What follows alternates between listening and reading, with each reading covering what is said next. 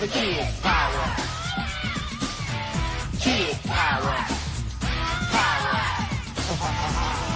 Power the kids power. Hello and welcome to Big Dumb Movie, where we discuss a different Big Dumb movie every episode. I'm your host Corey, and I'm here with my co-hosts Alan. Hello. And Steve. Good evening. Happy New Year, guys. It is the first day of 2019, and what did we do today? It's a whole new year. We watched Three Ninjas, so now I can say the first thing I did in 2019 was watch Three Ninjas. Congratulations, man. The first movie I watched in 2019 is Three Ninjas. Great way to start the year. Oh my god. If this is a sign of things to come. Three Ninjas, the one without a subtitle. Oh yeah, it's just Three Ninjas. Yep, there's no knuckling up, there's no kicking back, there's no The Attack of Hulk Hogan, or whatever that one's called. There's no secrets about ooze. Wrong franchise, buddy. It's just Three Ninjas. There's three of them, but four if you count the grandpa. Victor Wong. So, before we go into the movie itself, Three Ninjas was directed by a guy called Jon Turteltaub, who I'm probably mispronouncing the name of. Now, this guy has directed a lot of things, actually. His career did not end at Three Ninjas. He also directed The Meg, The Sorcerer's Apprentice, National Treasure 1 and 2, The Kid, remember the Bruce Willis The Kid movie? Yeah. Oh yeah, yeah. Phenomenon with John Travolta, Johnny T, Okay. and Cool Runnings, among other things. But those are some of the most noteworthy ones. So this guy's line of work is basically like a huge Big Dumb Movie gold mine. I don't think this is going to be the last time we talk about Jon Turteltaub, and maybe next time I'll do some actual research on him, but I mean, there was a lot of movies you listed there. Yeah. A few Nicolas Cage movies, 3. Oh, man. Maybe more in the archive, but those are just the ones I wrote down. You guys want to go right into the movie? Yeah, so it starts off with them sleeping, and the grandpa has, like, the stick. Or how does it start off? I don't even remember. The kid's sleeping, he takes a stick. Yeah, and he's, like, poking them, and they have to, like, they have to grab the stick. Wake the fuck up. Hey, kid, wake up. So there's 3 white kids that are staying at their Japanese grandfather's house for the summer. Yeah. And he is teaching them the art of ninja. And he has like various training exercises, one of which is, he's supposed to approach him and he's going to poke him in the face with a stick, and they're supposed to like grab it before they do. Which the first 2 do. Yeah. And Tum Tum, well, we later find out his name is Tum Tum. Yes. For now, he's called Michael. Michael. For like 10 minutes, his name is Michael. He doesn't do it, but then the grandpa touches the jelly beans, and that's when he grabs it, like, don't mess with the snacks. Yeah, that's right. Like, they start showing early, like, oh, he's all about food and snacks. Yeah, this kid is all about snacks. He later gets named Tum Tum, and he is, for some reason, not fat, so that works out pretty well. To be 8 years old again, you know? He has a lucky metabolism, man. The kid doesn't stop eating the whole movie. I mean, back in the day, you had to have, like a fat kid, or at least, like, a fill-in for a fat kid. Maybe he's not fat, but, like, he has all the characteristics of a fat kid. Like the less athletic kid, or like the slower one. In this case, he's just younger, and he eats a lot of junk food, jelly beans and the like. Oh, Jelly man. beans mostly. Yeah, jelly beans are fucking gross. I don't like jelly beans. Oh my god, I love jelly beans.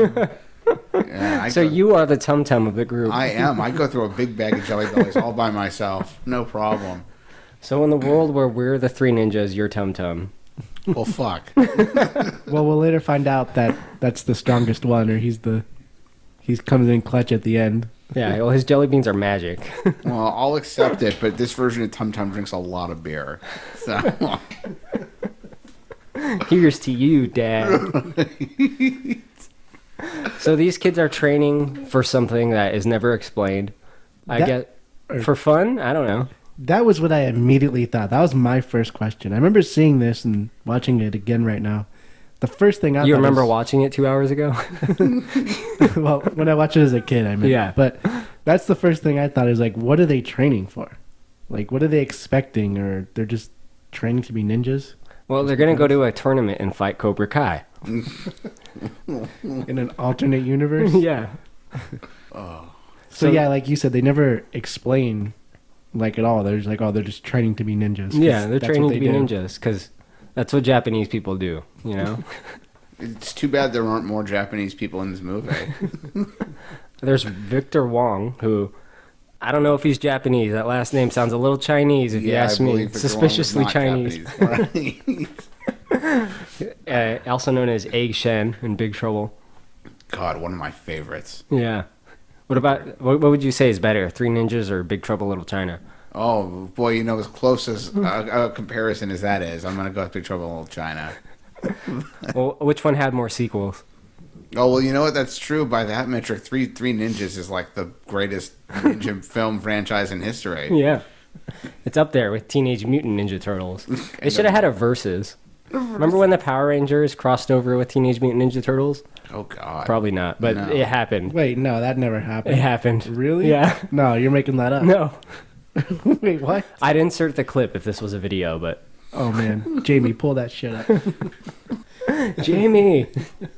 He knows my name. So, yeah, I didn't know that was a thing, but okay. So there's a little bit of a training intro at the beginning with the narration from the kids saying that they spend every summer training to be ninjas with their Japanese grandfather. Now, there's a whole lot of ayahs in this movie. That shit wears me out, man.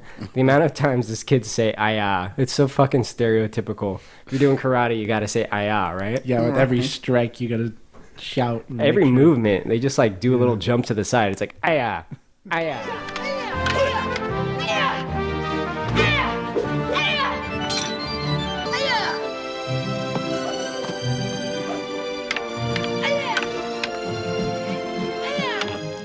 Shut the fuck up, little dipshit.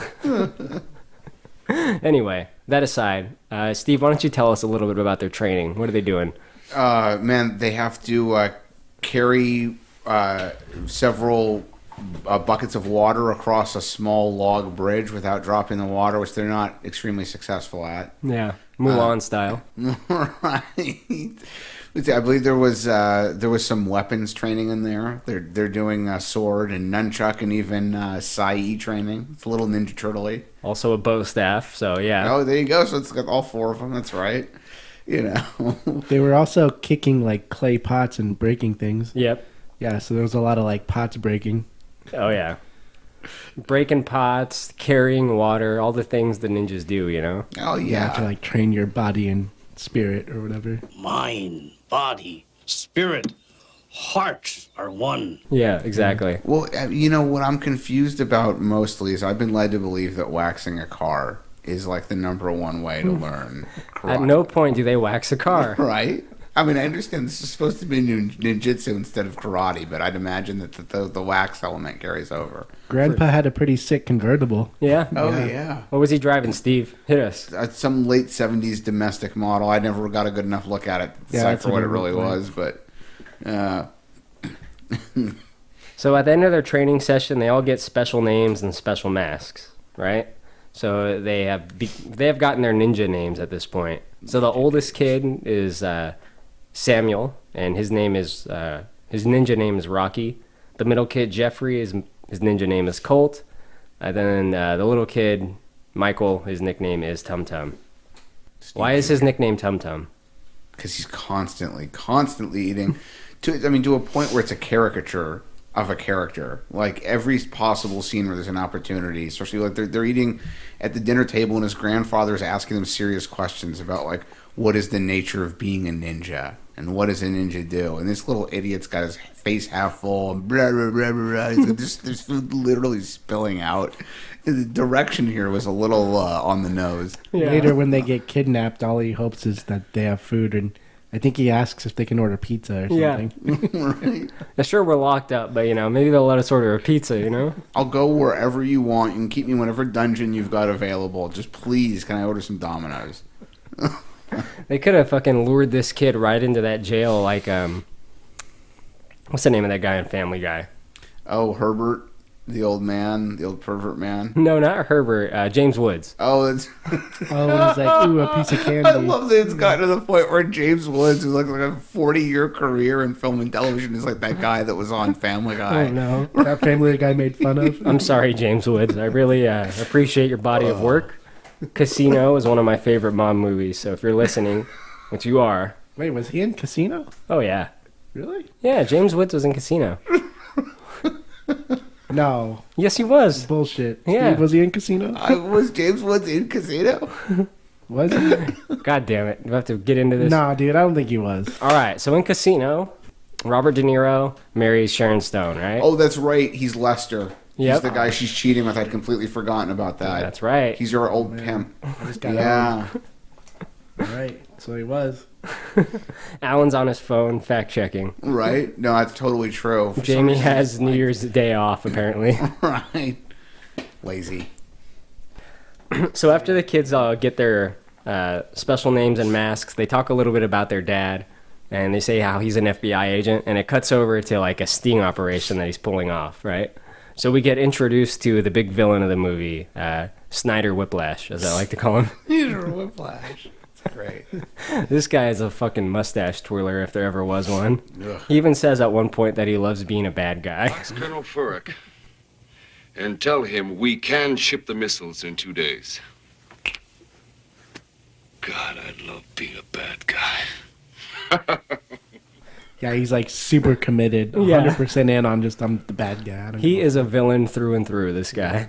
He sells missiles to FBI agents disguised as Middle Easterners or something. I don't really know what his racket's about. He You guys haven't... threatens everyone he meets pretty much. Yeah. Yeah, like Well, I'll rip your liver out.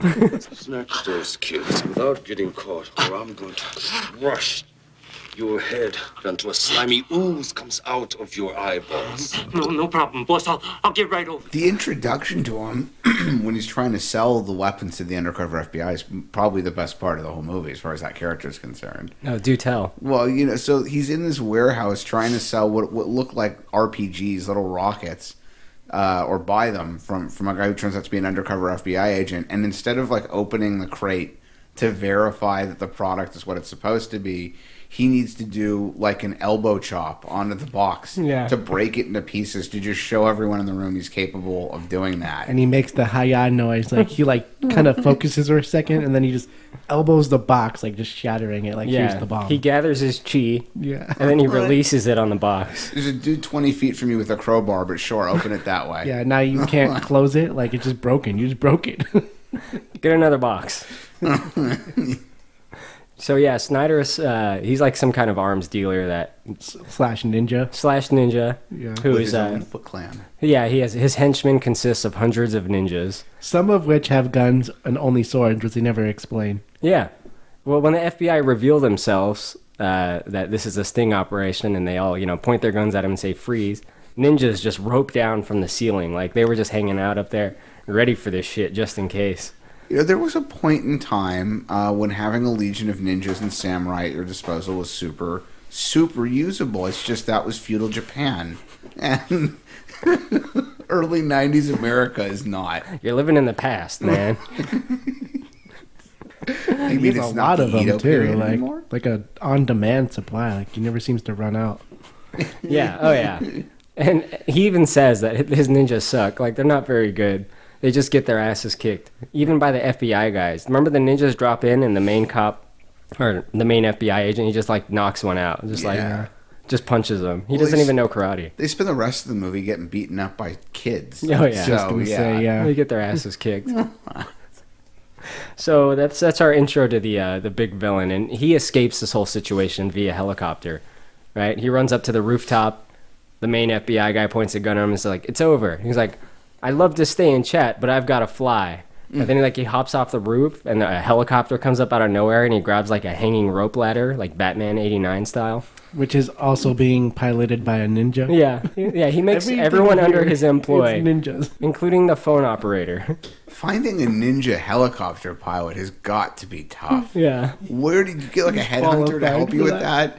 You imagine scanning monster.com. It's like, I need somebody who's a qualified helicopter pilot who also is an expert in ninjutsu and will work in this uniform. Yeah, like requirement. You have to be a ninja and not a flight. Well, I'm sure eventually he settled on a guy that knows how to fly a helicopter but doesn't know shit about martial arts, so he just put the costume on him. Here, wear this. If anyone asks, you're a ninja. put them through like a weekend boot Yeah, camp. maybe like all of Snyder's employees are just like guys that do, like there's a plumbing guy and there's like a electrician guy, but they just have to wear the ninja costumes. Yeah, we which saw is that on the boat. He puts them through like a week boot camp or something. yeah. Yeah.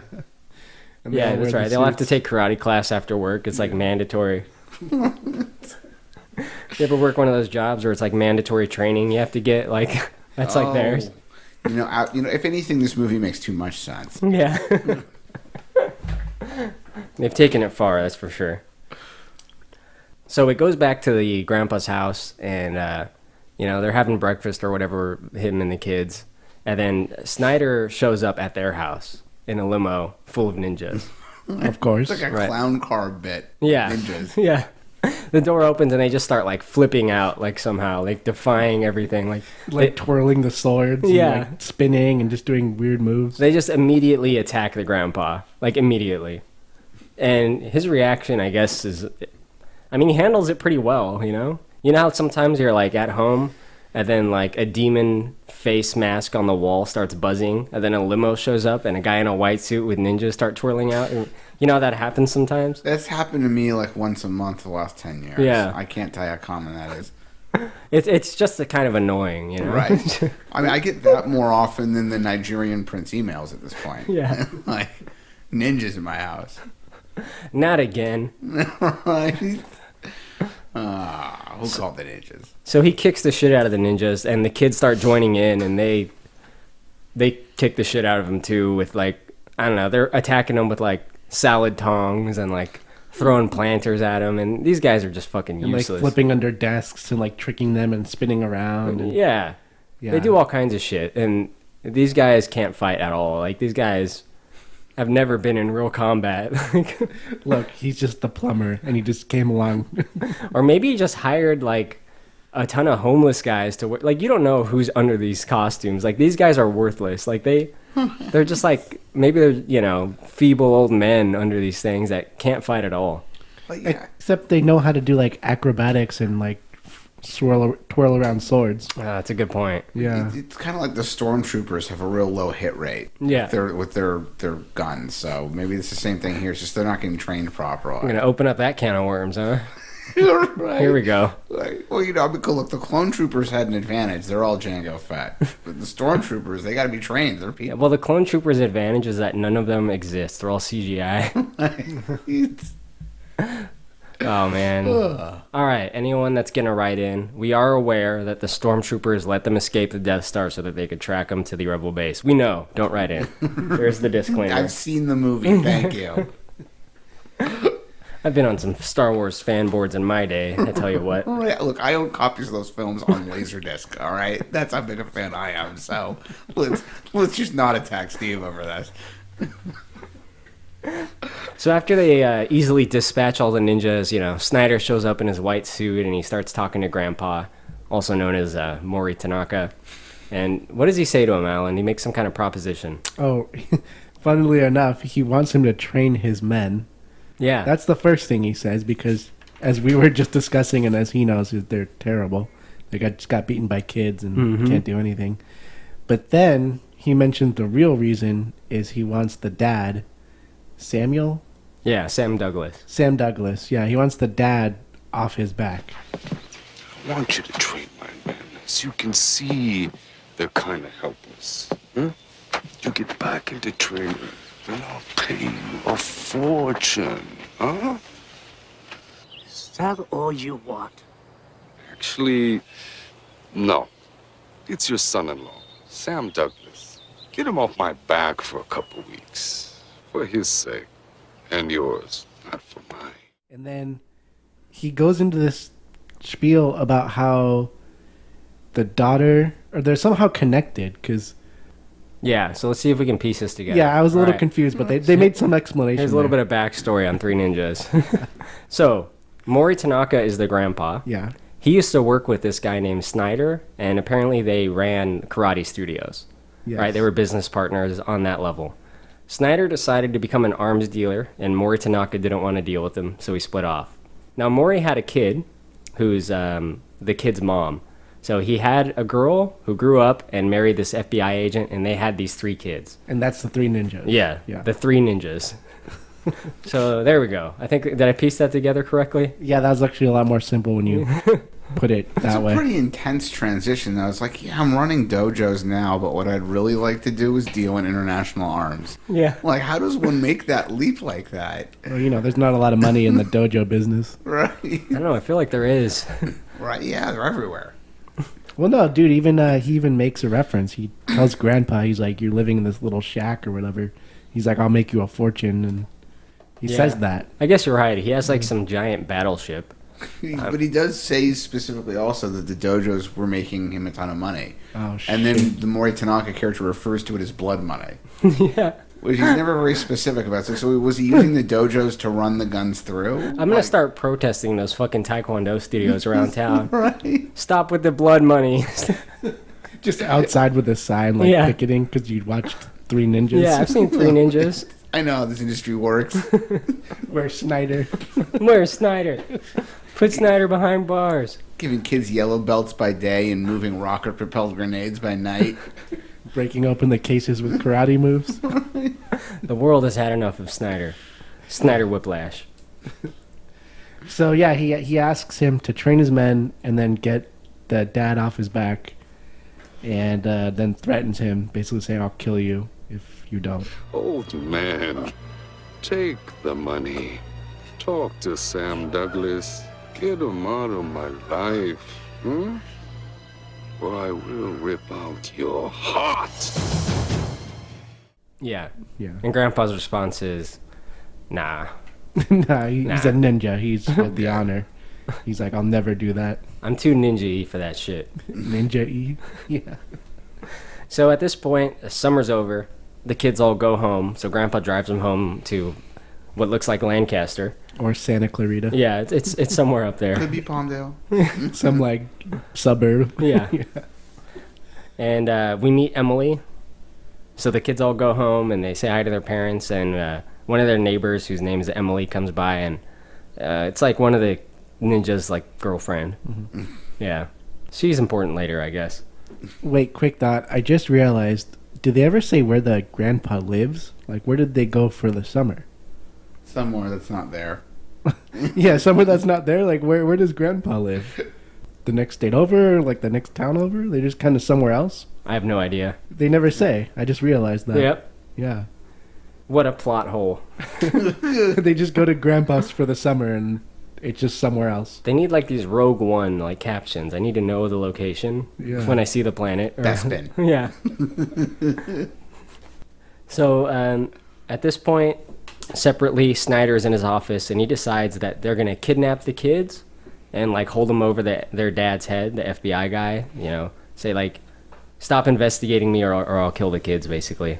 Yeah, he's ruthless. That's pretty savage. Yeah, dude. Snyder whiplash. He means fucking business. Speaking of meaning business, they hire 3 deadly assassins to kidnap the kids. Like 3 of the most competent, hardcore guys you could imagine. It's his Snyder's assistant. What was that guy's name? Yeah, it's his like nephews. Yeah, and it's like friends. his nephews and his friends. He's like, "Oh, I know my nephew and his friends," or like he's like, "I know some guys." I know some guys that we can get to pull this shit off. Why would you suggest that?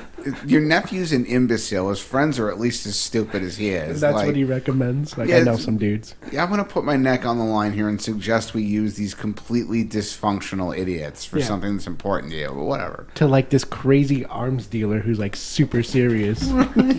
These guys are fucking morons.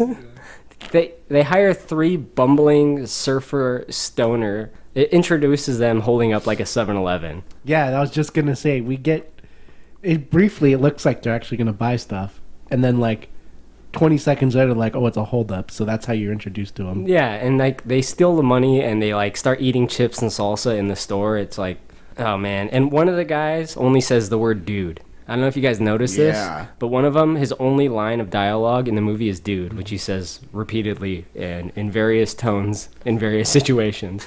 Sometimes it's dude. Man. This movie was made in year check 1992, so there you have it. Yep, feels like a 92. Yeah. Yeah, It came out after Teenage Mutant Ninja Turtles 2. It's like Oh, they're always boy. high, but they never show them smoking weed. Yeah, but they're definitely high as fuck the whole Yeah. time. These guys, we'll get back to them. So it's the next day. The kids have their first day of school because summer's over, and they ride their bikes to school with their little neighbor Emily. But along the way, Emily gets her bike stolen by their local 90s bullies. The 8th graders? Yeah. The slightly older kids? Oh, look, they're 14. Yeah. Right? Uh-oh. Oh, man. These kids, man.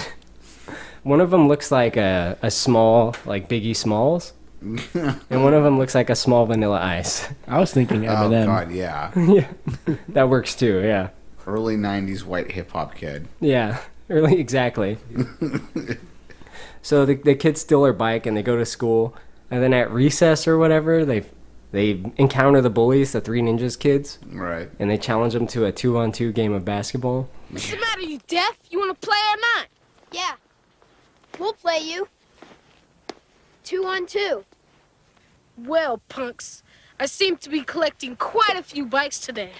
How about we play for yours? When we win, what do we get? Well, if you win, me and my buddies will let you walk out of here without busting up your faces. How many points to a game? 10, duh. Fine, we'll spot you 9. You take first out. 9-point lead. Cake. Let's whip their butts. Can you hold my hat? Why are you showing off? I'm not showing off. I'm playing basketball. Which, I think, is it Rocky? Yeah. He starts it with giving them a 9-point lead. Yeah. Like, why would you do that? He even says, like, oh, you guys start 9 points. Because they're so fucking good. Like, he's so good, he gives them a 9-point lead? Yeah. That's crazy. Why would you do that? Like, no one asked you. There was no reason for that. Like, just make it easy on yourself. Just be like, okay, let's play. Like, nobody mentioned that. There was no reason Right. for that. If you think He's just you like, can oh, you beat guys them- can have 9 points. If you think you could beat them when they're up 9-0, then just you start normal and it'll be easy for you. And you probably would have won because he ends up losing. Like, yo, that's probably Yeah, because they we started lose. 9-0. And they only lose by a point. You could have just played normal and destroyed them. And that one point that they won on would have been a meaningless point. You Oh would have my won God. 10-1 instead of like 10-9. Close game. Right? Yeah, it turns out they're real smart. Yeah, that basketball scene is stupid. Like the intro to it, the music in it, it's all bad, man. The way they're like making the shots and doing the moves, like they're using their ninja moves to play basketball. One of the kids dunks from the free throw line. Oh yeah, it shows them leaping like way far. He dunks. Yeah, I'd love to know how someone 5'2" dunks from the 3-point line. Like, Free throw line, I think. that's right. If I noted that down correctly, anyway. Maybe I'm wrong. Well, either way, it's some ridiculous length, but he's a ninja, so he can do it. And here's another point. So the VHS cut of this movie that I had, and I told you guys a little bit about this, was completely different than the one we saw. Well, not completely, but the violence was really toned down. I think I had like the G-rated cut. Yeah, it's really interesting. It's been so many years since I've seen it. My memory of it could certainly just be bad. Yeah, but I I don't don't remember remember. what I saw on TV or on home video ever being any different than what I'd seen in I the don't theater. either. So- But what's this one? PG? You had the G-rated and this Yeah. one's PG? Yeah, I don't know if that was actually it, but there was a lot of the violent scenes were cut out of the one I had. And when there was violence, there was a lot of wacky sound effects inserted, which this one didn't have. It just had regular sound effects. And the basketball scene, the kids win. The Three Ninjas win in the version I had as a kid. Wait, really? And at the end, when they beat up the bullies, that never happens at the end of the version I had. It rolls credits after they go out for pizza. Oh. Yeah. So you had like a pretty Wait. different version. No, I'm not trying to imply that I think it is. I'm genuinely asking. Are you 100% certain that this isn't just Mandela effect? I'm Like, sure, your yeah. childhood memories, not just maybe inaccurate. Yeah, and you know what? I should have researched this before we started this episode so I could pull up an article on it. But yes, Interesting. it's different. You gotta scour the internet and find like that cut now. I remember this movie well. Like, you guys probably heard me say a couple of the lines before they happened when we Yeah. were watching it. I remember the sound effects too, and there was other stuff that just wasn't there, and it was different. It's so weird. Yeah, I don't remember it being different. That's all you. Someone write in. First time we've ever asked. Yeah, maybe people will agree, be like, oh, I remember that too. But I guess Steve and I don't. All right. So that night, after the basketball game and whatever, they're going to bed. The parents are going out, and the kids get a babysitter. And the kids kind of start having this dilemma, I guess. Are they like, they're thinking that maybe grandpa is actually a bad guy on some level. Alan, can you provide some insight onto why they think this? Yeah, so it's before they think that, I think it's Colt, the middle one. He's in the dad's room, and he's at his desk, and the mom says something, and he's like, how does he know Grandpa? And she's like, oh, it's on the desk, or like there's a picture there. Like she just gives him access. Yeah, she says, well, there's info in that file on the desk. So this Yeah. is like presumably an FBI case file, Yeah. which is in the dad's office on the desk, and the The kid's kid's- just shuffling through it. The kid's at the dad's chair, like at his desk, just going through his papers, and the mom's like, oh yeah, it's there, just, it's fine. It's definitely better than just saying he and your grandfather used to do business together. Get out of your dad's office. Go to sleep. Like, You have school tomorrow. Remember all those karate studios? He was a business partner. He invested.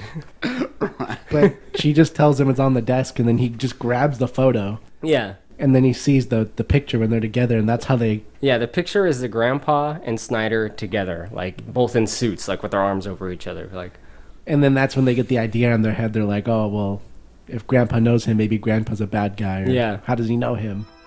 Guys, check this out. This is the guy from yesterday. He's the one Dad's after. Grandpa is friends with a criminal. No way. Yes way. It says so on the back. Hugo Snyder, business associate, Maury Tanaka. That's Grandpa. Do you think Grandpa's a crook too? Oh, come on, no way. But it says he's friends with that guy. And we saw him joking around with Grandpa yesterday. We gotta tell Dad. Can't tell Dad. If he knows that they're still friends, he'll never let us see Grandpa again. Bad Grandpa's a bad movie. they even say, like, oh, should we tell Dad? But this is your dad's case file. Like, this is his picture. You think he doesn't But you fucking stole know? off his desk. Yeah.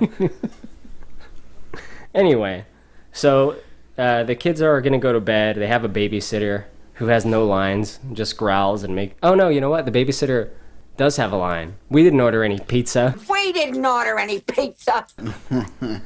Oh my God! Yeah, I just realized that. You're right. Yeah. Because those three idiot stoner fucking morons, they're going to come into the house to kidnap the kids. And their idea is, okay, we'll mug a pizza guy. We'll pretend we're delivering pizza to the house. And when they say that we didn't place the order, we'll just blame it on the kids.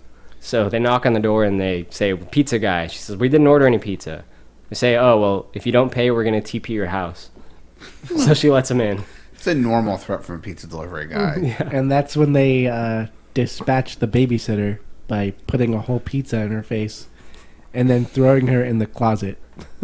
Yeah, it was like like burning hot cheese to the face. Actually, that does sound a little more painful when you put it like that, but it like incapacitates her. She's just out. She got a pizza to the face. She's in the closet. She's no help. Yeah, she's very easily dispatched. Yeah, with pizza. So these three like kidnapper robber guys are in the living room. They're gonna have a two-step plan. One, they eat the pizza that they stole, and then two, they go to abduct the kids. Okay, first we feast, then we felony. Hey man, this kidnapping is so much better than armed robbery. Dude, yeah, I never got a pizza on a robbery. Dude, I know, there's good za, too. Hey, you know, we should save some of this for the kids we're napping. Dude, they're probably pretty nice kids. But the kids witness it, and they're ready for him. What do they decide to do, Steve? They decide to fight back. Skynet fights back. And they're going to get a little violent. Why don't they call the cops? Oh, they decide that this is an opportunity to prove themselves somehow. I don't know what they expect, that like, oh, we can prove that we're actual ninjas or that we're grown-ups or something, but instead of calling the police like normal kids should probably do, they then proceed to beat these guys to hell in a prolonged sequence very reminiscent of several bits from Home Alone. Oh, yeah. These kids have done their Home Alone research. Right. Before they actually fight them, though, there's a great line where the guys, after they get rid of the babysitter, they say, first we feast, then we felony. Yeah, right. I love it.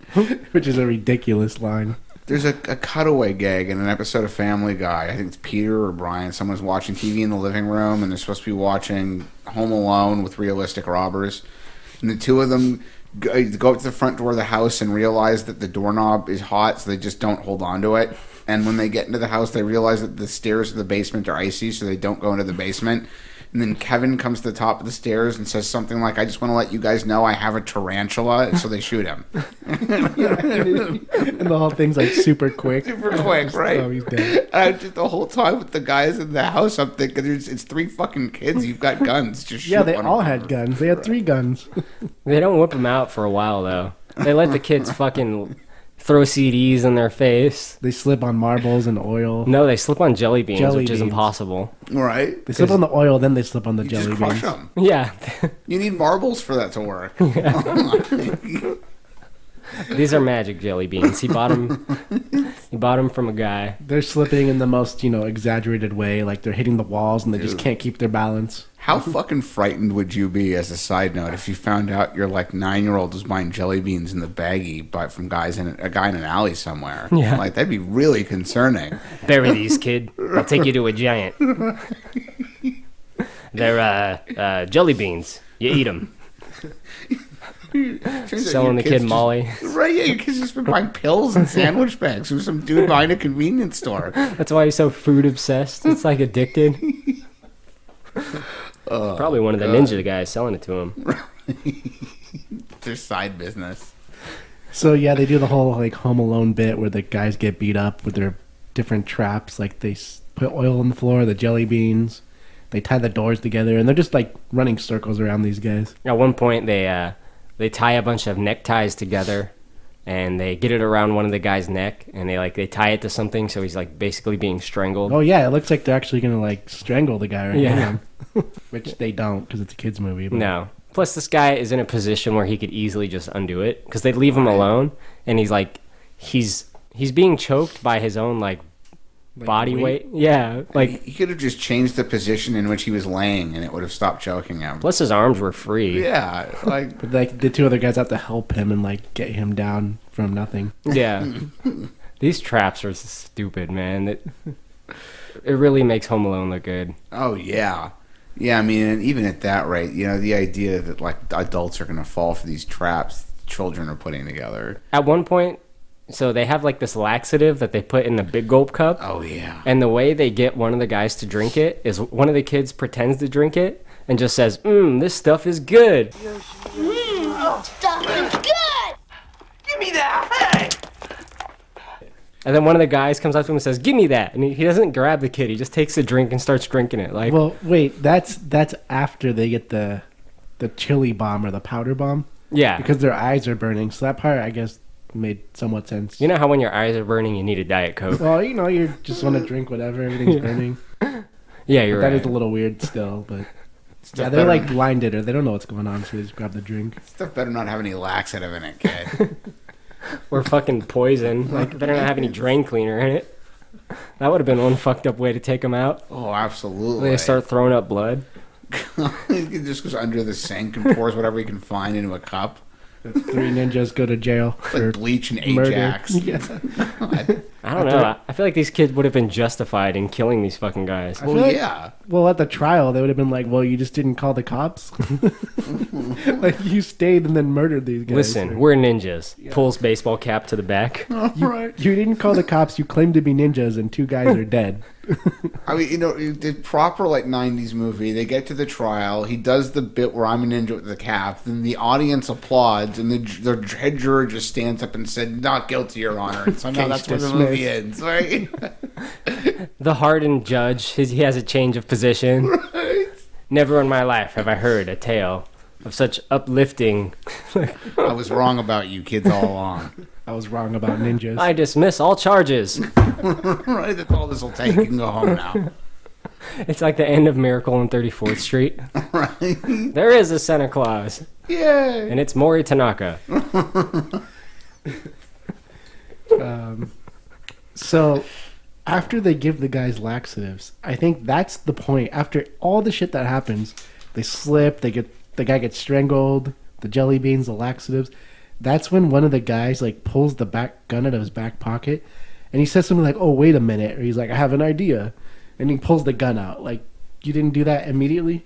Well, he says this'll scare him. Oh, this'll scare him. Yeah, after all that shit that happened, he finally pulls the gun out. But they still get their asses kicked for a while. until the kids like they get away into another room of the house, and the three idiots decide we need to find their weakness.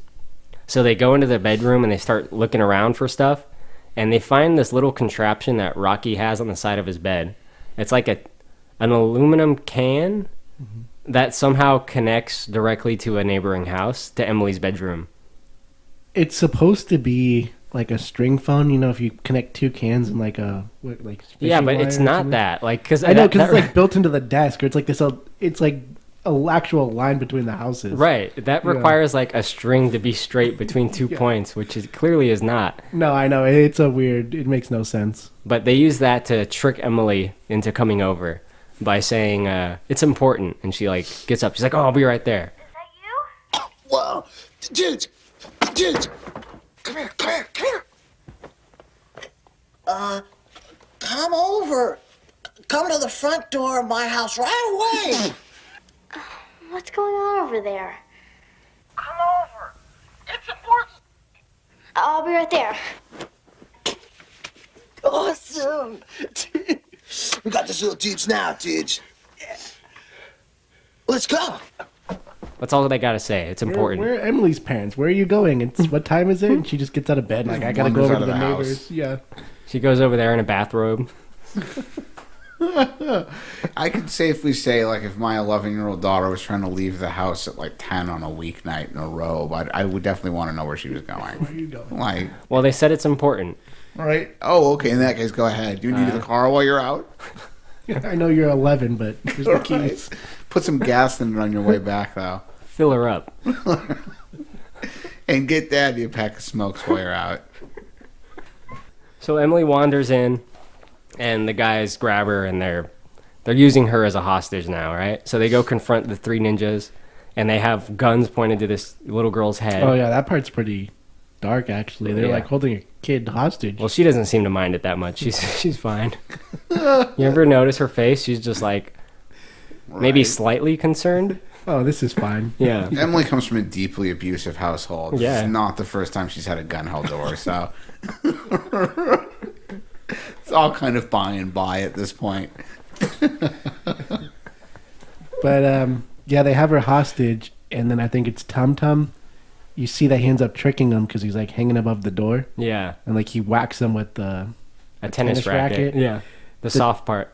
The two guys. No. Before that, the two guys, the laxative hits the two guys before that. Oh yeah. Remember, they're all there with their 3 guns. The 2 guys who drank the drink, they're like, "Oh, I don't feel good." They take off, and then the main guy tries to hold 3 guns. Like that's his plan. He's like, "Don't move," and he's holding them like awkwardly. Like he has one middle gun, but he has 3 handguns that he's holding between his 2 hands. It looks pretty funny. That one are like, "Hey, don't move." He's like awkwardly trying to hold 3. Like that's kind of a funny visual joke, I guess. Like holding the 3 guns like that. Like he doesn't just like put the other 2 like in his pocket. Yeah, he's holding. He has to hold 3. Like, don't move. I got 3 guns. But of course, the kids kick the shit out of him. Yeah, that's when he hits him with the tennis racket. Yeah. Faster. And then my worst nightmare happens. So the other 2 guys that ran to the bathrooms to take a shit, the kids walk in while they're taking a shit and proceed to like beat the shit out of them while they're on the can. Like that. No pun intended. Yeah, right. That's horrifying to me, the thought of that. Imagine if you're just taking a shit and then someone walks in and just starts like kicking you in the face. That would be the worst possible time. Salty with the plunger. Yeah, I'd like he's sick too. Like he's not, because he took the laxative. Yeah. He's like not in a good mood. He's like, this is terrible. And then he starts getting beat up. Yeah. Oh, those poor guys. At that point, I gotta feel bad for him a little bit, man. the kidnappers. Yeah. Like you're to take children, but in this one moment, as they say, they don't want to hurt them. They just want to kidnap them. Right. We don't want to hurt you. We just want to kidnap you. You had a gun to this kid's head, but nobody deserves that. Right? Assaulted while pooping. That's terrible. So yeah, they defeat the 3 clowns. Yeah, so they defeat the 3 clowns. They go to rescue the babysitter who is locked in a closet with pizza all over her. But then at this point, it doesn't matter anyway, because ninjas show up along with the big guy from Pee-wee's Big Adventure that is Francis's bodyguard. The other Asian guy? Yeah, the big Asian guy. Yeah. This is the second movie in which someone affiliated with Pee-wee's Big Adventure has appeared. Yeah. That's great. That's a good sign. We should watch Pee-wee. Wait, Francis, was he in one of the movies? Francis was in Leprechaun. Oh yeah, Francis was in Leprechaun. Now Francis's bodyguard. Francis. Which one's Francis? Francis was the guy that steals Pee-wee's bike, and he's the dumb painter in Leprechaun who needs the brain surgery. Yeah. Oh wait, so who is he in Three Ninjas? He's not in it. He's not, but the guy that plays his character's bodyguard in Pee-wee is in Three Ninjas. Oh, okay. Yeah. So the big Asian dude, along with a team full of ninjas that are at this point carrying like semi-automatic weapons. Yeah.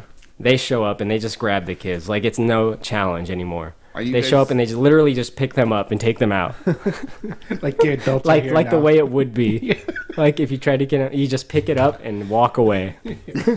Like no problem. These are just stupid kids. Yeah. They try to kick him and the guy just grabs the kid's foot and just pulls him by the foot. Like, It's not a big deal. You know, I'm an adult. time to insert some realism. Right? Reality check. Reality check, you little dipshit. Speaking of little dipshits, what do you guys think of the kid actors in this movie? Dipshits. Absolutely. These are bad actors, these little kids. I mean, I guess you shouldn't expect much I was from them. just but- gonna say I didn't expect much. You guys are savage. I thought they were all right. Are you guys Team Colt, Team Tum Tum, or Team Rocky? Well, I'd say I'm. So when this movie came out, I had two younger brothers, Right. and we were ninjas. Like we really thought we were. Absolutely. So I was Rocky because I was the Nice. oldest. So then the next youngest was Colt, and the next youngest was Tum Tum. So I was always Rocky as a kid. Alan, what about you? I don't know. I didn't have any. You didn't play Three Ninjas No. as a kid? I didn't have any brothers. You didn't live that ninja No, I lifestyle didn't as a live kid? the ninja life. So no, I don't know. There was this thing with kids in the community I was in Oxnard where we all thought we knew karate. I don't know if I thought that was all kids, but maybe not. Right. Maybe it wasn't Alan's experience. That was the one real exciting point about this movie for me at 9 when it came out, is that I'd been taking Taekwondo for 4 or 5 years and I was way into it, and he's like, oh crap, martial arts kids, this is gonna be sick. Like, I also took Taekwondo, but later. nice. Yeah. I guess I had a different childhood. We were never into karate. We were like skateboarding. Oh, we and, did like, that too. I BMXing. mean, come on. But that was like the main thing. We never did karate shit. Well, there was a lot of karate shit in my childhood, I tell you. Yeah, there's a lot of karate and skating in my childhood. And Sounds I- like both you missed out on. I must have missed out then. I only got the skateboarding. part. Right. When I was a kid and we would play Three Ninjas with other kids that weren't my brother, sometimes I would get shafted. And the problem was, if there was more than 3 kids, someone had to be like a random character, like the dad, or like Maury, like the Emily. grandpa, or Emily, yeah. Like, no, you're Emily. Shut up, I'm not Emily. Well, you're the grandpa. Okay, well, he's the best one. Okay, then I'm the grandpa. There was a lot of No, that. you already gave it to me. Looking back now, I'd want to be Snyder. Yeah. Snyder's the one making all the money. Yeah. All right, so they kidnap the kids easily. Finally, Mm-hmm. we get some realism here, and they take him to like his like hideout, which is just a giant like tanker ship, Yeah. He has this big ass ship. Like, not like a boat, like a full on, like a freight. like I don't know, some kind of like Armageddon style, like mining. I don't know what it is. it's like a cargo ship, like for freight. You know, Oh, where, like okay. they would ship like those big metal containers. It's like a freight liner ship. Yeah. Yeah, it's ridiculous. And in the meantime, back at the house, the parents realize that their kids were kidnapped by Snyder, and Grandpa shows up in full ninja gear, ready to rock. He shows up with his sword in hand, dressed like a ninja, and there's like mist and everything. Oh, I love that scene. Yeah. Yeah, when there's like dozens of cop cars there, and everyone's like all the lights, and then you just see the mist come up, like you said, and there's He one doesn't guy even standing Batman there. his way in. He just like walks up like in the light. Carrying a sword. Yeah. And this In, like, legion of full police ninja officers garb. are like, it's fine. He's an old Japanese dude. It's good. in full ninja garb. Like he has the whole get up. It's fine. It's fine. He's Japanese. Yeah, he doesn't look insane. Put your guns at all, down. Right? This guy's the real deal. Grandpa tells the dad, who's an FBI agent, he says, I'll go rescue the kids. I know where they are. And the dad's like, well, I know where they are too. Why don't I just send the FBI? And the grandpa's like, no, I got to do this alone. But then he does pull a Batman. Yeah, he just does. disappears. In his To be fair, he does, but he should have done that when he showed up and when he left. Right. And then, like, the wife says something like, "Oh, I told you he was special," or "I told you." She says something like, "Snag." Told you he's special. Yeah. He's special, all right. Oh, yeah. Maybe we should put him in a home. It might be Right. time. It'll be a really special home. Yeah. Grandpa's gone senile. Right? You know, special nurses and special medication. It'll be a real special experience. Away from swords and other weapons. Right. And our kids. Who he's turning into ninjas for some weird reason. The movie just takes like a turn, just shows them in like a retirement home. Yeah, the rest of the movie is just them fighting to check him into a retirement home. We don't have time for ninja games. In Snyder's heart, he's still a ninja. It'll take a ninja to break him. Come on, Maury, we don't have time for ninja games. I'm not playing games. Look, give me 10 minutes, I'll have 100 men there. Stop it! Both of you! Now, this is about the boys. Sam, my father is a very special man. Oh, dude, I was crying when he said Turns that. out all this I was shit. dying. Turns out all this shit with the kids is just in his head. He's imagined like the first 2/3 of the movie. The rest of it is just them trying to get him into this place. Yeah, like the cuts to like what really happened. He has like dementia. Him in a mall hitting people. Grandpa Maury's gone too far down the rabbit hole. He's in a grocery store fucking chopping fruit with a sword. When the kids come over, it shows like there's like on the other side of town or something. Right? Their brother's like, I thought you loved being left with your grandfather. They're like, hell no, that guy's a lunatic. He thinks we're all ninjas. He lives on the outskirts of town in a shitty little shack. Right. Just going on about ninjas. Fucking city came around about the weird crap going on his property, and he got into a fight with the guy. It's just, it's like Snyder's your house just like- isn't up to code, and he got into a fight about it. Snyder's just like the inspector, just Right. kind of like worker. That's Snyder's Walter Peck. Right? It's like, look, that's fine, sir, but I'm telling you, you're gonna have to fix the house, or the city will condemn it. I will never work with you. And your blood money. Your blood money. I don't want to operate dojos with you anymore. It's like, what are you talking about?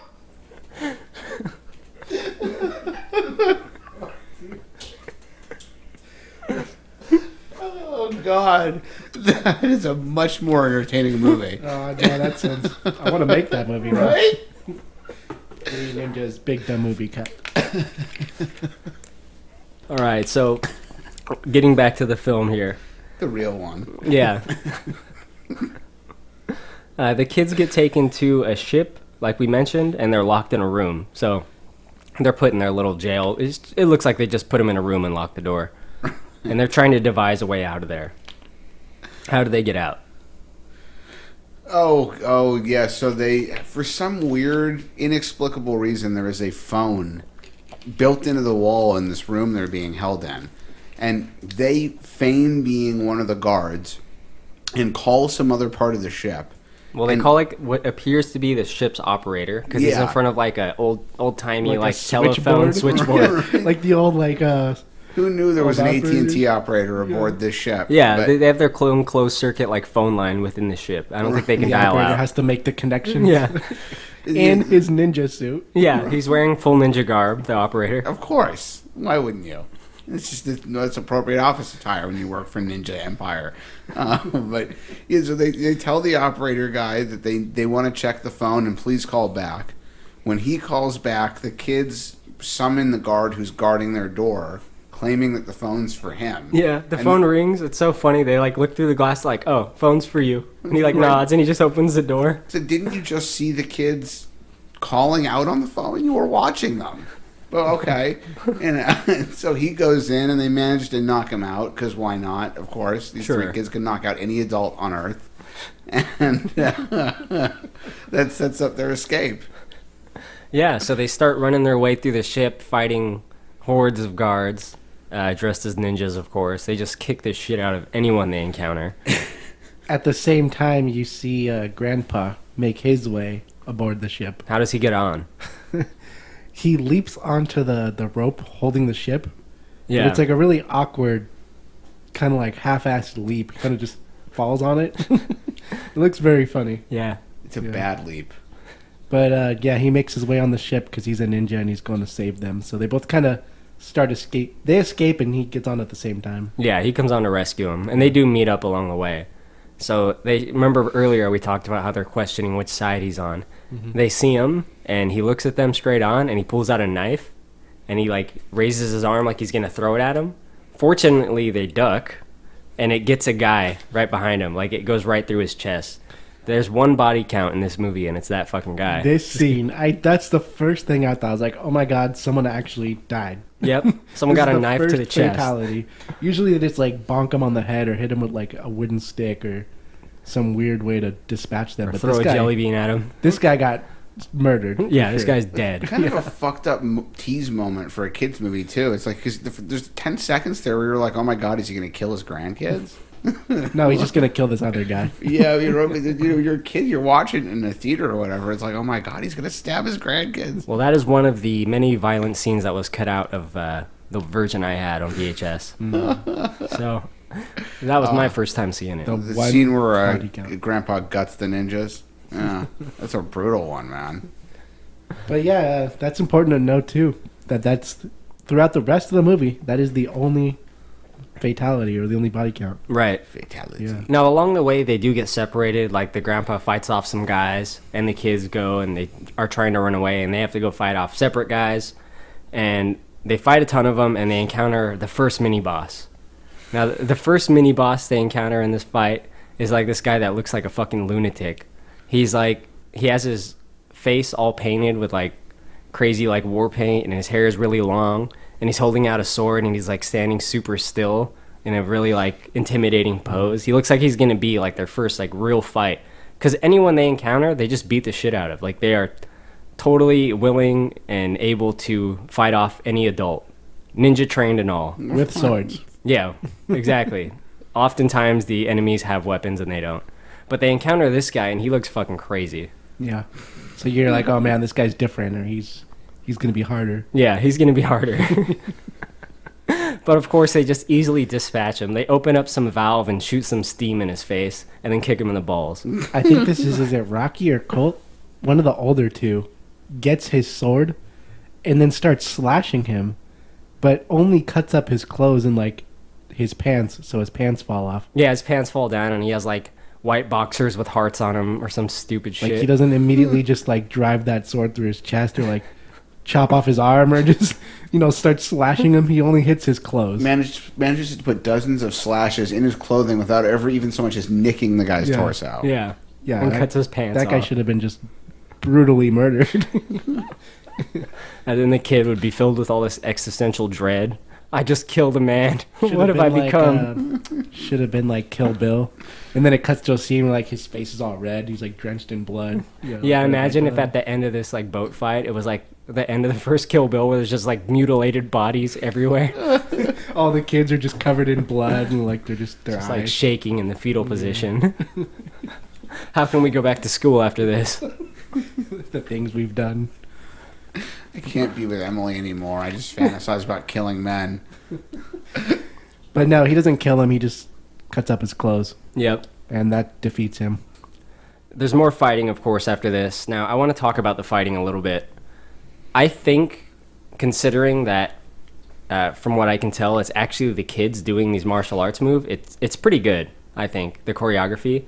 The guys they're fighting aren't doing shit. Like, right. I mean, they'll do their flips and they'll hit their cues, but they're not ever really landing anything on the kids. They might throw an exaggerated punch that goes like past the kid or kick over their head or something, but the kids never get hit, not once. There is, I think, one scene right where we're at where one of the ninjas actually slashes his sword, and I think Rocky like blocks it or it hits somebody, blocks it. Yeah, there was a moment like that. Yeah.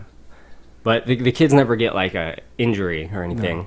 And I think for the most part the choreography is pretty good considering the kids. These kids clearly took some karate classes or something. That's what it looks like. Yeah. In fact, I got the feeling the whole time that those three kids got the roles because they were able to pull off the karate stuff. Yeah, kind of like the School of Rock, like let's hire some kids that are musicians, not necessarily actors. Right. Yeah.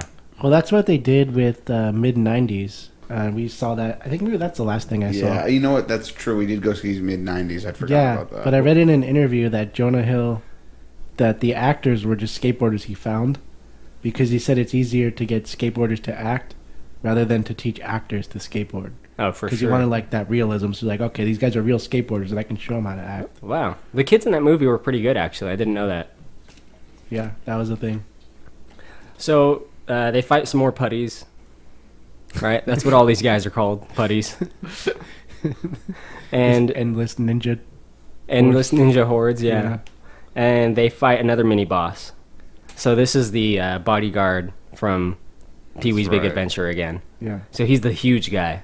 Yeah. So he shows up, and they all just start kicking him and punching him, and it has no effect. He doesn't ever hit them. He never like swings on them. He just like kind of like picks him up and tosses him aside. He doesn't even throw him hard or anything. Not like, you know, a Terminator 3 kind of. He just tosses him aside. I was going to say, it made me think of Terminator. And not to Terminator's credit, but they throw him slightly harder in Terminator, but it's the same shit. Just kill them or, like, destroy them. Yeah. Like, why are you throwing them? Just fucking Imagine if they came up and this guy just, like, gave one of them, like, a right cross straight to the face and, like, broke his nose. Right. That'll put that kid out, or he'll cry for the next couple hours. That would be so brutal.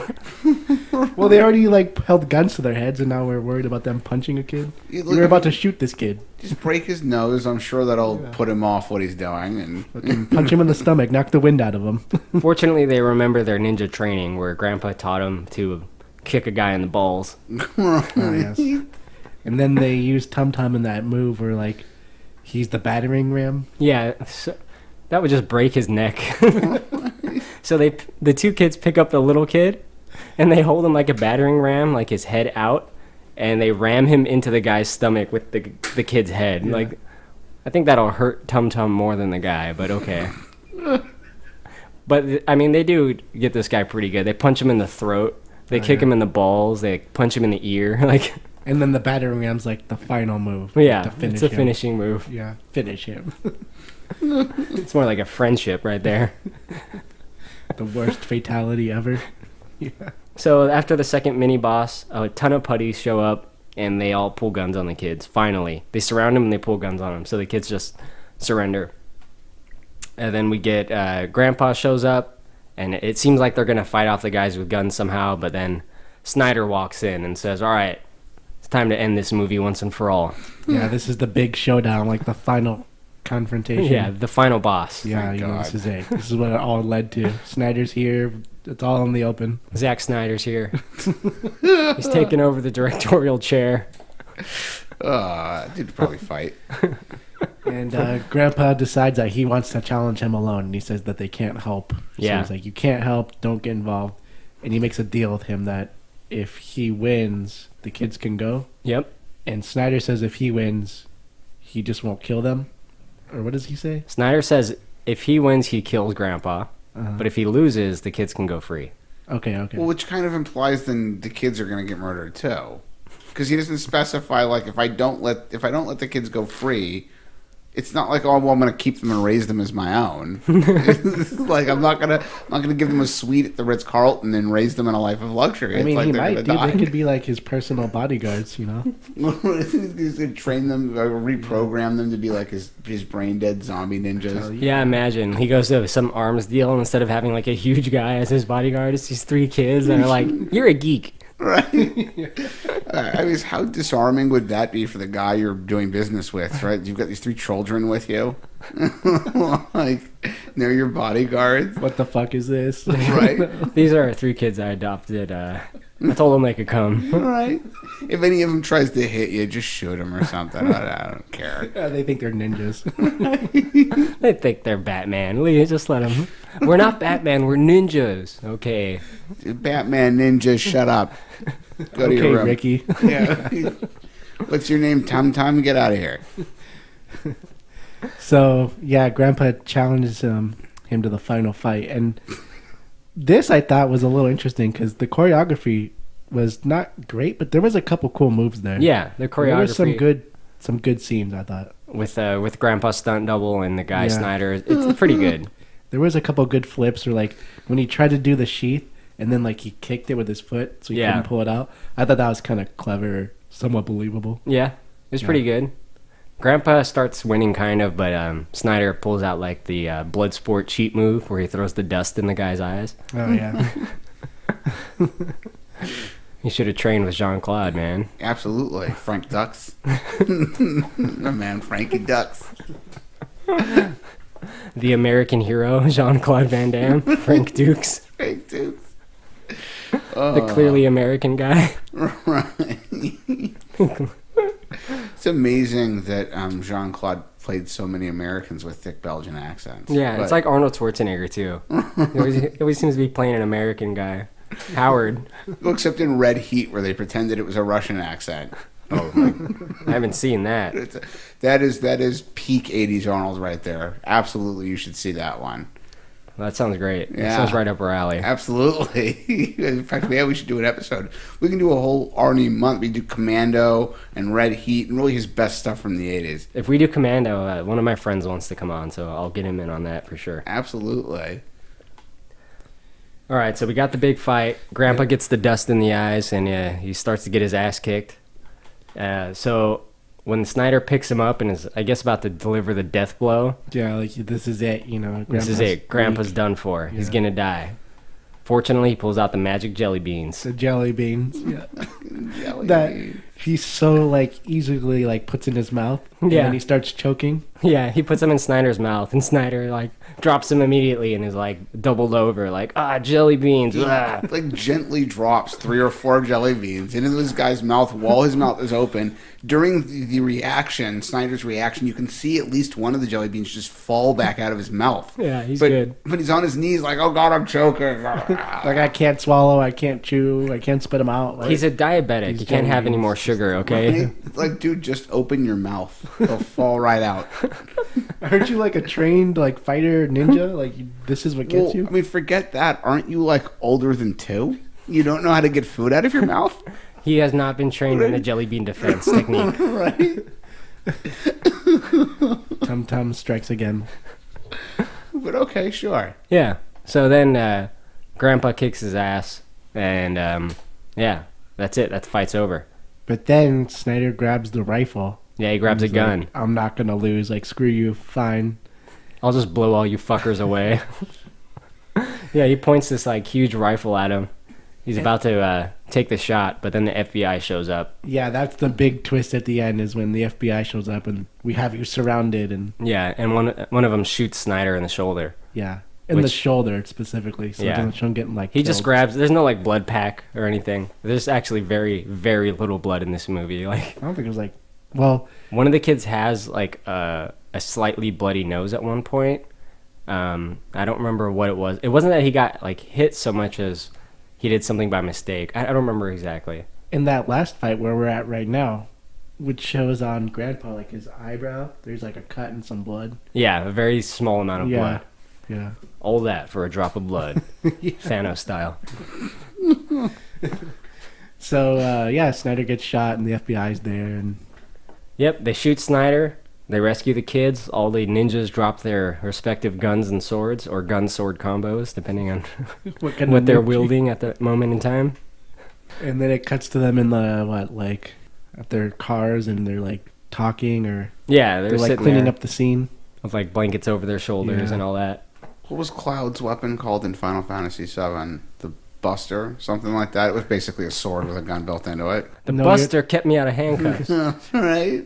In Final Fantasy VII, Cloud had the big sword called Yeah. something Buster. Yeah. You're thinking of Final Fantasy VIII.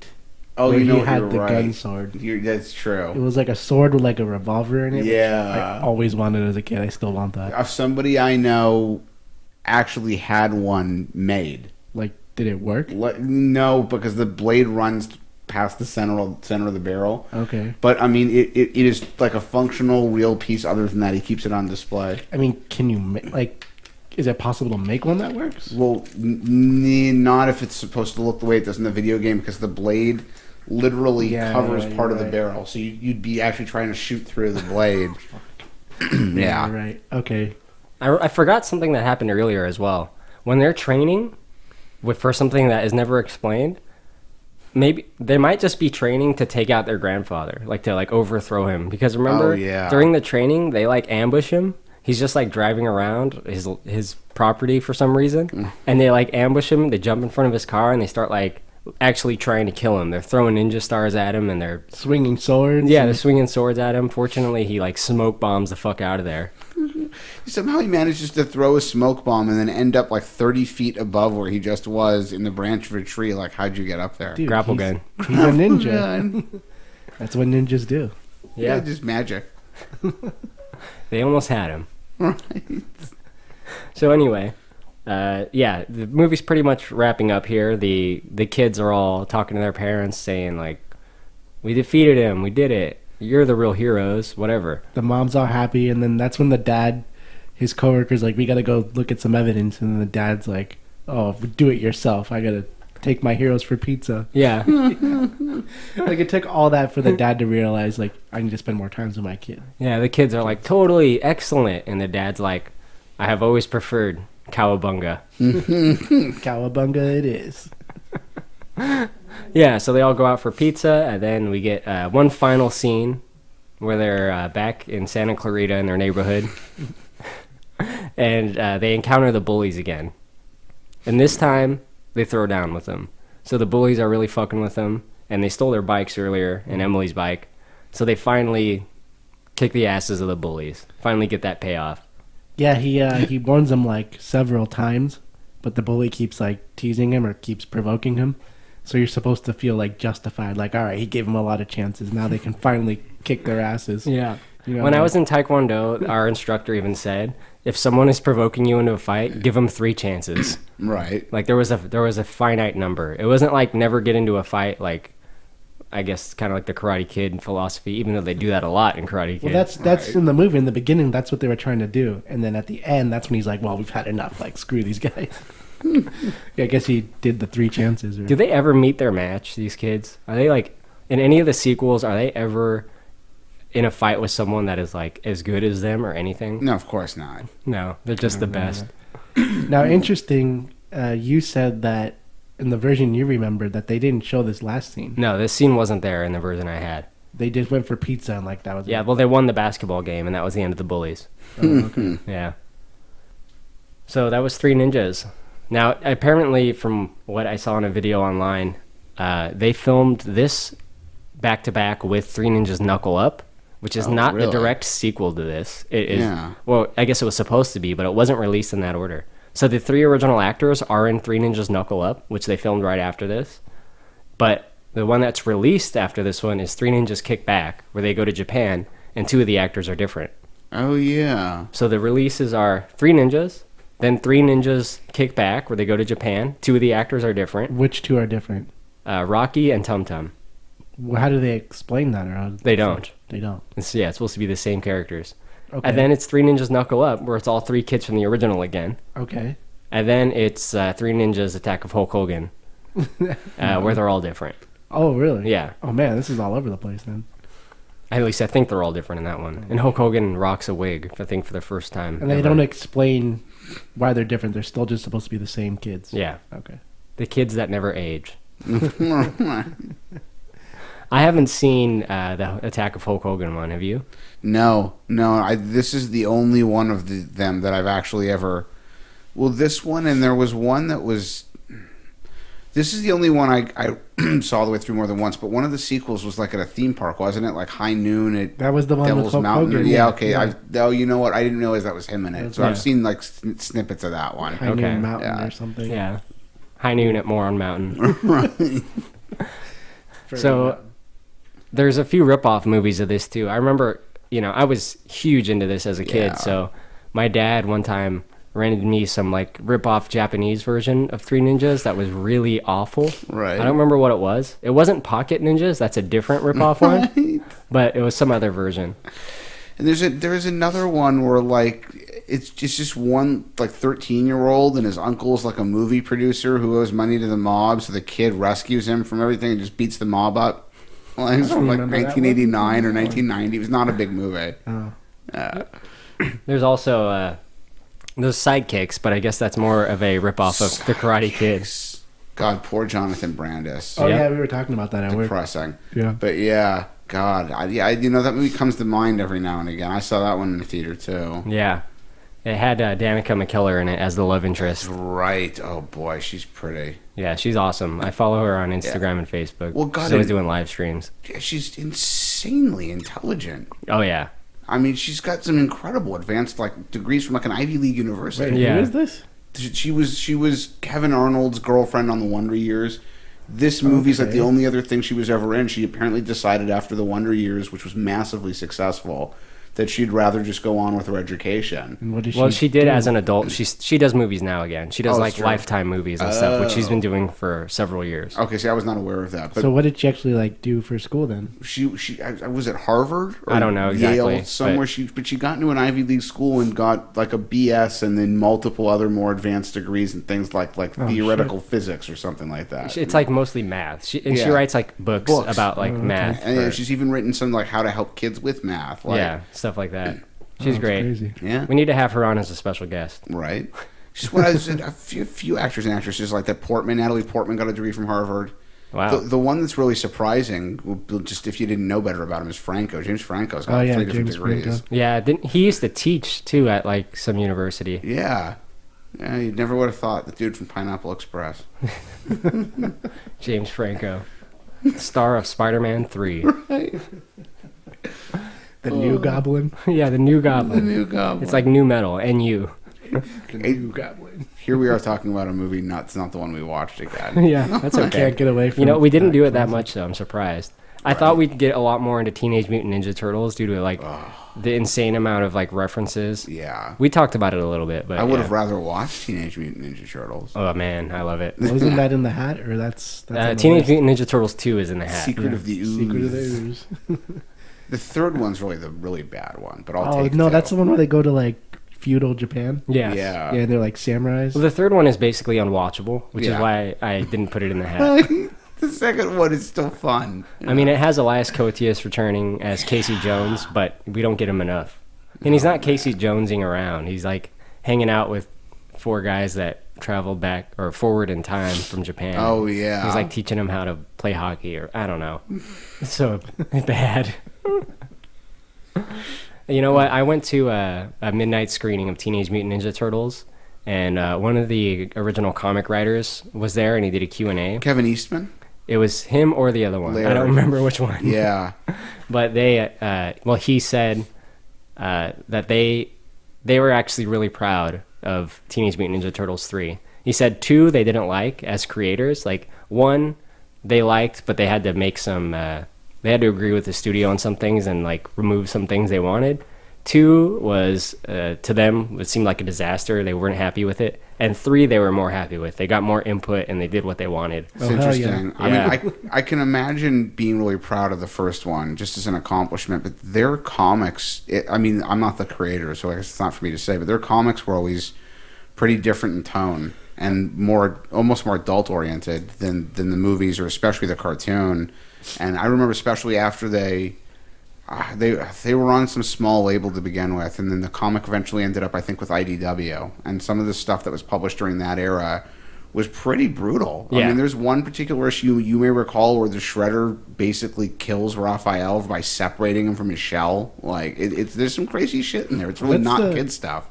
What's the darkest adaptation they made, or what's the most? The comics. No, I mean the movie wise. Oh. Because the Michael Bay ones were kids too. Yeah, the first one, that's the 1990. The first one is probably the closest. That's probably the closest they've ever gotten to Casey being Casey. Even that version of him is pretty toned down from what I remember from the comics. But yeah. Should make a real serious. It is a bit. I mean, he's. I think he's the most Casey Jones in the movie Casey Jones. Oh yeah, absolutely. Yeah.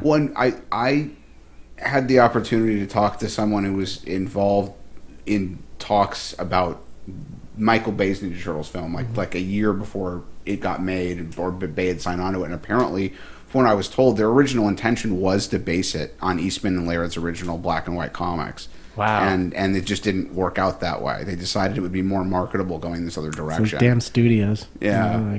That's too bad. Yeah. Alan, have you heard of the indie film Casey Jones? It's a 30-minute. No, I haven't. Released straight to the internet movie. It's great, man. Yeah, Casey Jones is insane in that movie, just like he is in the comics. Right. And he's kind of crazy in the show, too, in the cartoon when they originally introduced him. Yeah. But he's less violent. But he is definitely on the ass of any lawbreakers. Yeah. He's supposed to be a pretty unhinged individual. That's really the fun of it. Yeah. Yeah, he's crazy, dude. He's a psychopath. He's like killing people in the movie. It's Anyway, so let's talk about how we feel about this. We skipped over a part, I think. Let's talk about our experience with this movie and then give it our rating. We'll start with you, Alan. Oh, God. I keep saying this like every episode now, or similar like other movies. I remember seeing it as a kid, and I remember parts of it, and I remember the trailer, and I remember the poster, and I remember parts of the movie when we were watching it, but other than that, I really don't remember much as a kid or my experience with it. Do you remember liking it as a kid? Yeah, I remember liking it as a kid, because who doesn't? It was like, they're ninjas, this is so cool. And yeah, I mean, as a kid, it was cool, because that's what every kid fantasizes about, like, you know, knowing karate and kicking people's asses and being like the hero. And even though they're kids, like, they beat up the bad guys. Fuck yeah. Yeah. Well, what's your rating on any rating scale you want? I'll give it 3 out of 5 ninja stars. That's a good way to rate it.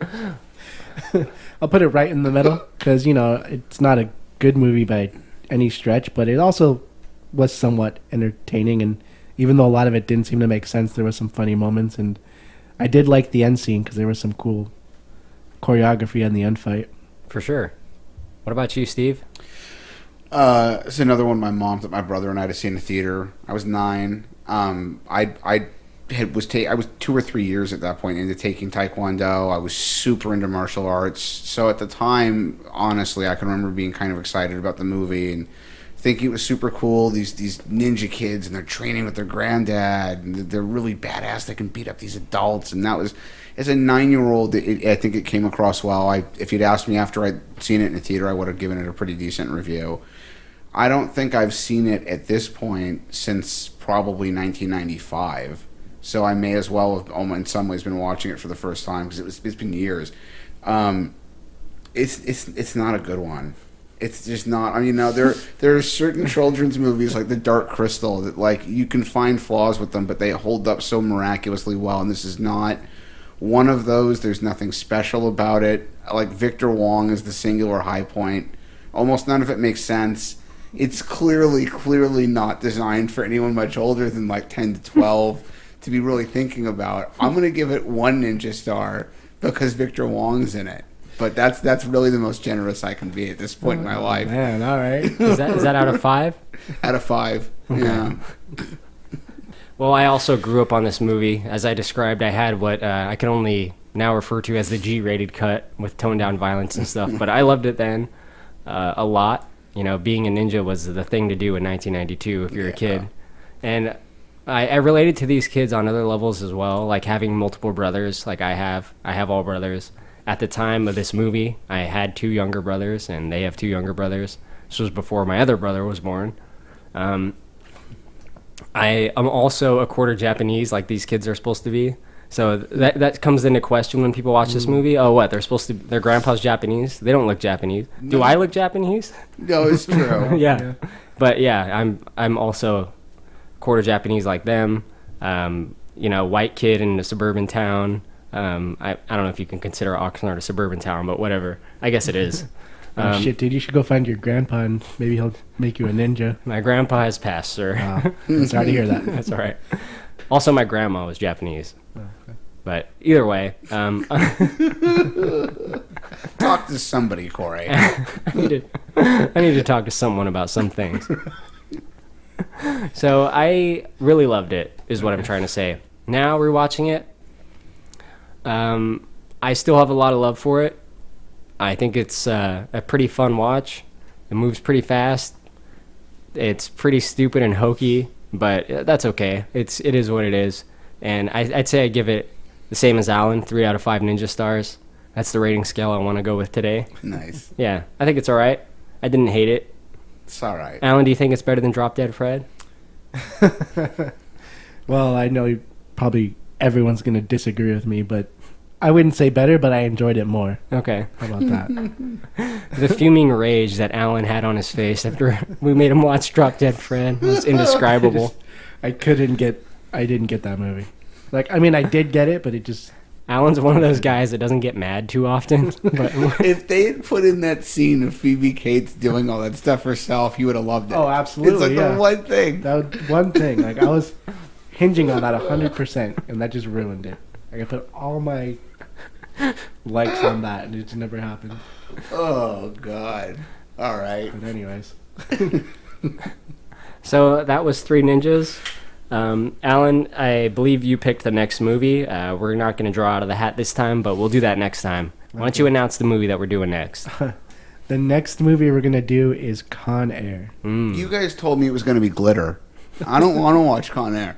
What the fuck is Glitter? The Mariah Carey movie. Oh my god. It's actually going to be Geely, or what's that one? Oh god, the remake of Jiggly? Yeah, Geely. Geely. Oh, Gigi. God. Geely.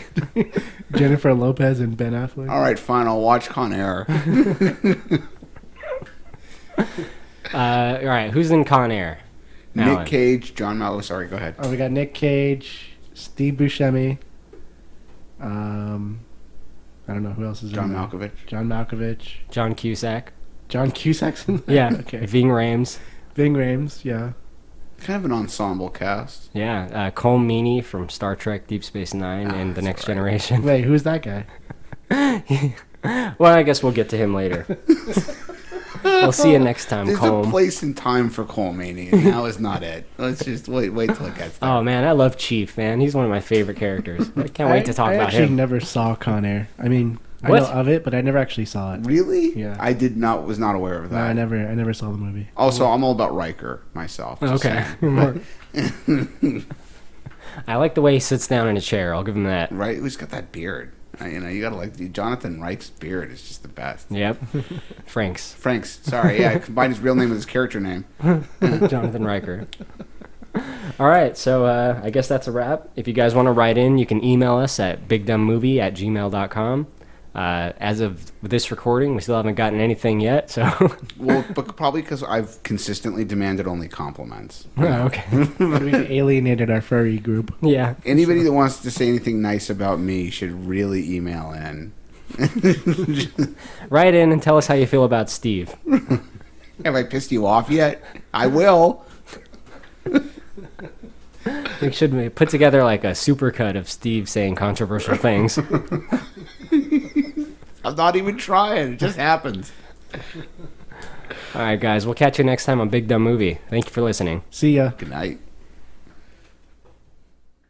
If you win, the kids can go free.